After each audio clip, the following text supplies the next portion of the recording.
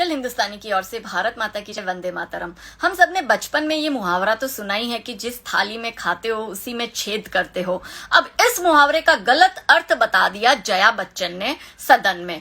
मैं थोड़ी सी खेद रखती हूँ उनके इस वाक्य से और इसके प्रयोग से, इसलिए आज मैं सटीक प्रयोग के साथ जया बच्चन को थाली में छेद करना क्या होता है वो बताती हूँ।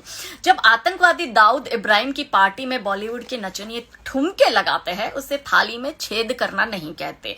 जब पाकिस्तानी आर्टिस्ट को आप अपने दुबई वाले आकाओं के इशारों पर और पाकिस्तानियों के इशारों पर बाइज्जत देश में बुलाकर काम देते हो और वही देश के छोटे से गांव से आते सुशांत और कंगना अपने दम पर एक बॉलीवुड में मुकाम हासिल करते और आप उन्हें आउटसाइडर बताते हो, इसे थाली में छेद करना नहीं कहते।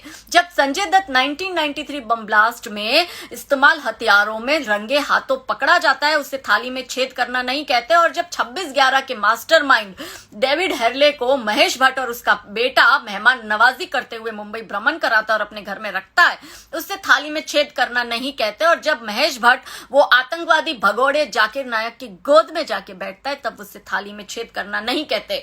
जब देश में आमिर खान को डर लगता है, नसरुद्दीन को डर लगता है, जिस 80% हिंदुओं के देश में उन्हें रोटी कपड़ा मकान इज्जत दौलत शौहरत मल्टी मिलियनर बना दिया, वहां इन्हें डर लगता है, लेकिन टर्की की फर्स्ट लेडी को जाकर मिलकर वहां पे सुरक्षा महसूस होती है इनको, उससे थाली में छेद करना नहीं कहते। जब दीपिका पादुकोण भारत तेरे टुकड़े होंगे नारे लगाने वाले गद्दार कन्हैया कुमार को सपोर्ट करती है, इसे थाली में छेद करना नहीं कहते। और जब आप जैसे हिपोक्रेट बॉलीवुड में बैठकर हमारे महान योद्धाओं पर घटिया सी फैंटेसी मूवी बनाते हो, चाहे वो बाजीराव मूवी हो या पद्मावती हो, और उसी के सामने आप मुल्क जैसी मूवी बनाकर आतंकवादियों को ग्लोरीफाई करते हो या मुगलों को आप ग्लोरीफाई करते हो, जहां आप अब्दुल लतीफ जैसे गैंगस्टर पर रईस मूवी, संजय दत्त जैसे ड्रग एडिक्ट वुमेनाइजर और एक आर्म्स एक्ट के अंतर्गत दोषी करार पर आप उसको विक्टिम दिखाते हो, जब आप दाऊद और उसकी बहन पर हसीना पारकर और अजरुद्दीन जैसे मैच फिक्सर पर अजहर मूवी बनाकर उन्हें विक्टिम दिखाते हो, तब आपको थाली में छेद करना नहीं लगता।